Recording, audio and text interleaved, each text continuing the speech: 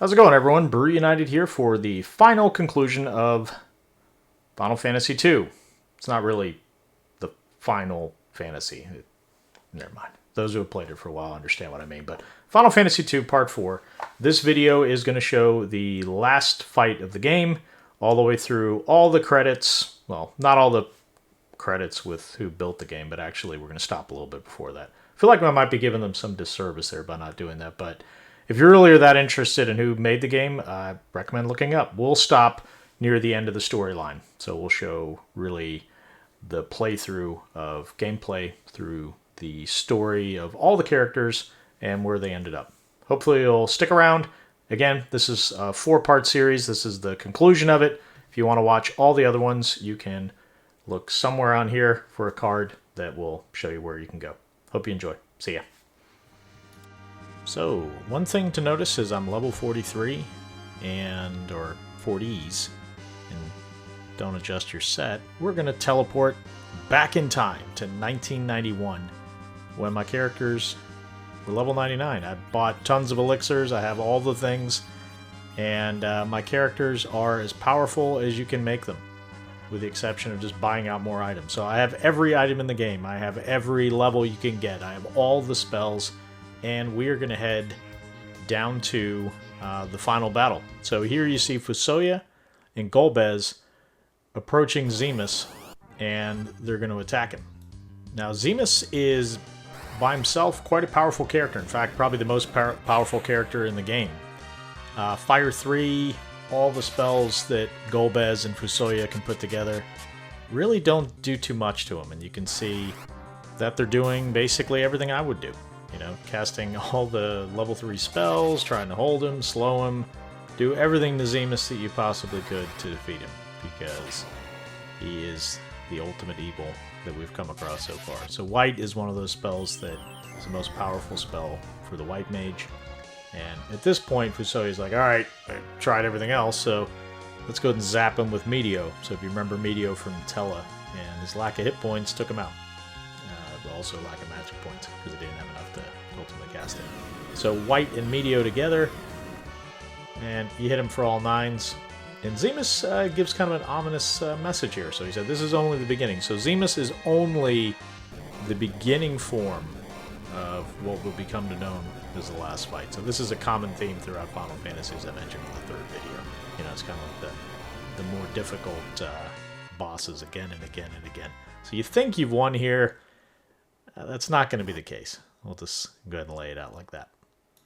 So it normally would be a part of celebration and reflection at the end, and your party going up to meet with Golbez and Fusoya, who think they've taken out Zemus for the final time. Obviously, it's not going to be that easy, right? You couldn't imagine getting to a game and not getting a chance to fight the final boss. So Edge throwing in his 20 cents, throwing he wants to take a bit of Zemus himself, didn't get a chance to. Golbez is starting to reflect that he hasn't exactly been that good of a brother to Cecil. Cecil reflecting probably the what could be, and Rosa, wondering how Cecil's dealing with all this. So as they're having this conversation, you all of a sudden see Zemus change into a little bit more sinister form. And, the absolute dark substance is what's brought up here. So Zeramus is the final form. And Zeramus requires a bit more than either Fusoya or Golbez can do. So one of the things that Golbez is not exactly, the nicest of people, the one that's embraced the light. So when we talked about Mount Ordeals and Cecil changing into the Paladin, one of the things that he needed to do was to ultimately be able to defeat evil. You have to be a completely good person yourself and renounce that evil. So that's what he did. So we hit Meteo, and everything against him here just heals him. And you have to use a crystal, but this is the interesting part, because the crystal can't be used by Golbez, who still embraces the dark. So it's a completely useless thing. Zeramus just says, hey, you can't hurt me. You're same thing that Golbez was was saying about Cecil in the beginning. So it kind of came all the way back, is the evil cannot defeat evil. Only the good and the light can defeat it. So Meteor comes against our party for the first time. Golbez, Fusoya completely get destroyed. The entire party looks like they're ready to perish. All hope is gone. You know, Zeramis has won, and we find out not quite. So not quite, because everyone back on Earth is going to start wishing for this to change. You know, and I think this is all part of the prophecy as well, as the Elder starts getting everyone together and start wishing for Earth and for the people of Earth. And this is an interesting part of the game, because I really didn't know what was going to happen here. And if you haven't seen it before, you're going to kind of go through it for the first time with me. You know, but beat this game many times now. So the main thing that you're hoping for at this point is that one of you, like many times before in the game, at least survives so the party can be healed. And it turns out that, you know, Cecil's the first one that normally pops up in the party, but the party actually starts getting healed through the wishes of all the people being sent from Earth. So they're all sending their wishes. You start getting healed here in a second. You'll see what that is. And they're calling on the moon to answer their wish. So, you know, let's see how this goes. So everyone is just sitting there looking like the end of the game. Gonna die. Cecil gets up first, goes over to his brother Golbez, grabs the crystal, and Cecil automatically knows what to do with it. So this fight starts. Now look at the background. I mean, you know, this is like, yet again, Final Fantasy main character that you have to defeat. It's getting more and more epic. Palom and Porom give their wish, start giving hit points and magic points back to the party. You start seeing your party come back. And Cecil's the last one to ultimately get healed after, I believe, Cain and Edge, if I'm not mistaken. We'll see here. I can't remember this aspect. So I've actually recorded the game at this point. I've edited it down, and now I'm giving my, you know, my commentary on it. So they're all getting healed back up. And, you know, once you're at full health, at that point is when we take on the final boss. So this is not going to be a hard fight. I mean, you know, it's going to be a little bit anticlimactic, because I'm level 99. I have all the best things, and my ability to heal myself, I could just use an elixir every time, which gives me full health and full hit points. And, sorry, with full health and full hit points. Full hit points and full magic points with one item. So it's kind of fitting that Golbez and Fusoya come in at the end, and they're the ones to actually bless Cecil to regain his health and his magic points. And at that point, we're going to get it on with our good Zeramis here. We're going to take him on at full power. So then we can use the crystal on him, and he changes, if I'm not mistaken, into his final form, which looks like some type of monster out of Robotech. It's really this monster that can't really tell if there's a face on it. This one looks like, I don't know, one of those trolls from the 1990s.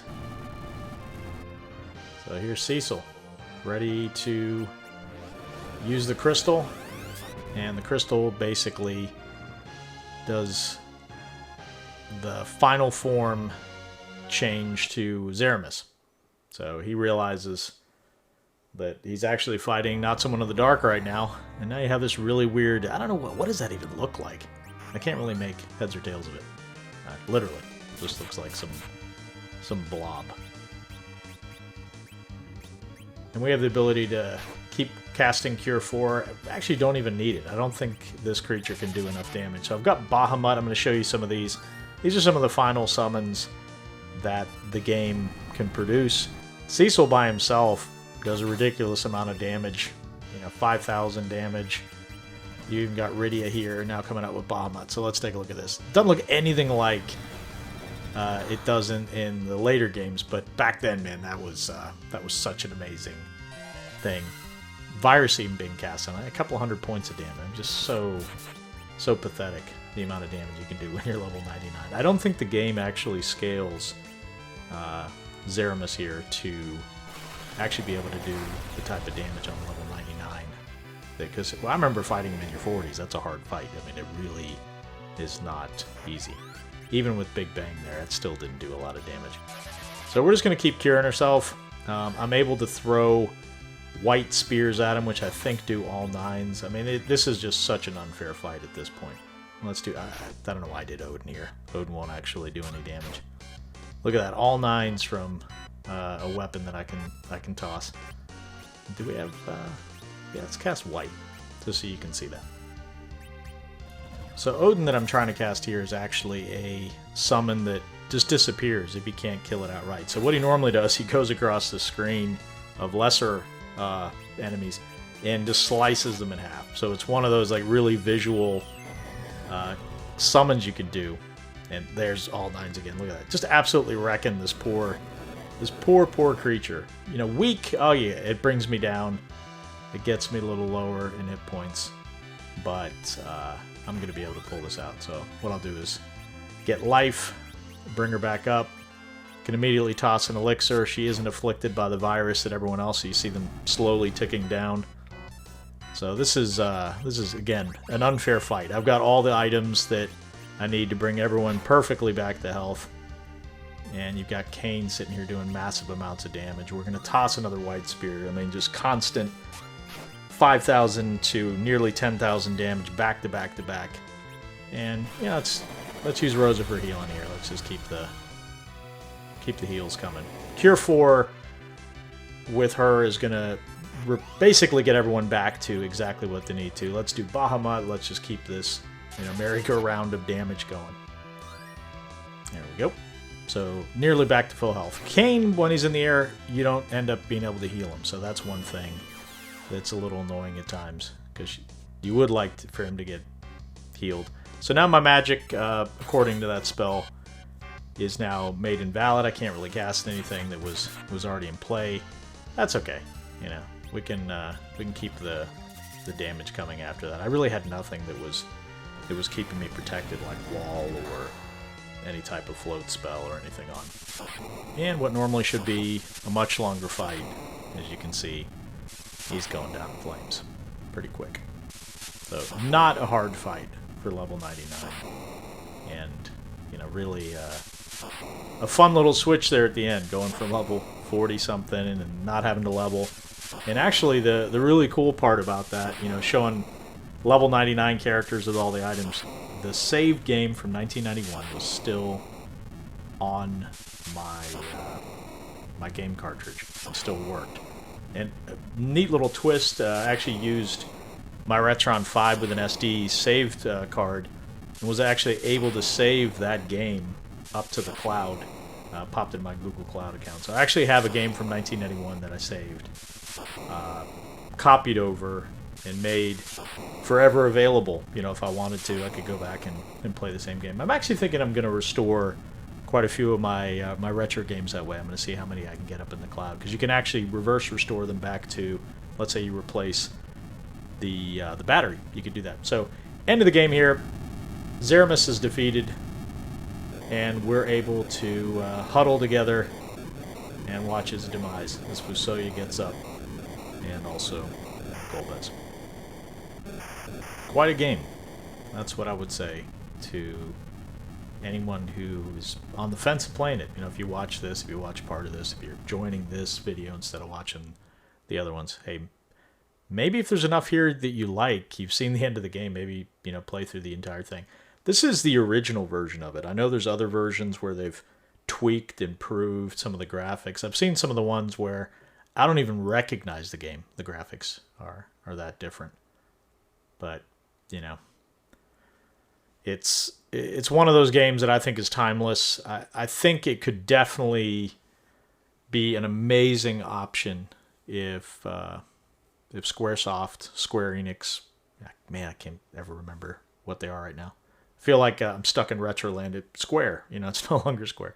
But they should, and I really wish they would, do the Final Fantasy VII treatment, and hopefully not break it out into too many different sections, but make a game that we would love for the modern gamer with the story that this game had. I really think that this was one of the best stories.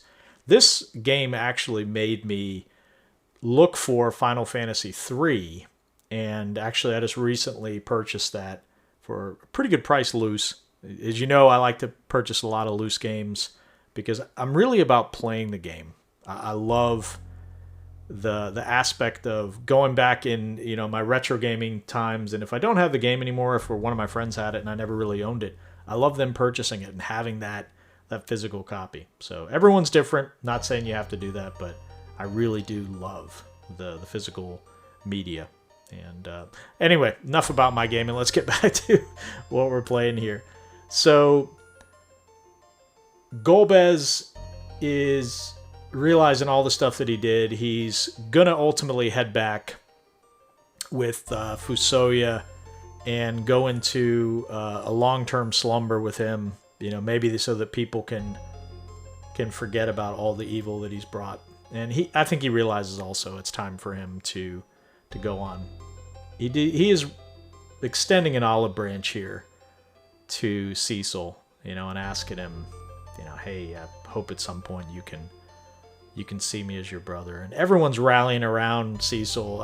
Why would you want to push him on this? I mean, this is really such a personal thing. He's saying goodbye, and everyone is egging Cecil on, you know, giving him some encouragement. Hey, go ahead and, you know, say goodbye to him. It's your brother.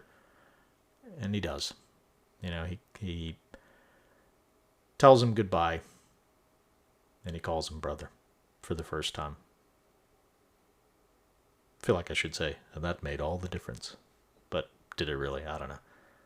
He's such an evil character throughout the game. Even I can never kind of turn myself to think that he could actually be, you know, a good person. So they went off into the sunset, Fusoya and also Golbez.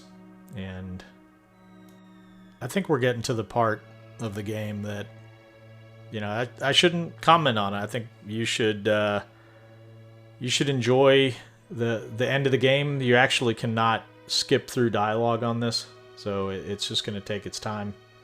You can see once again the Mysidian legend coming up.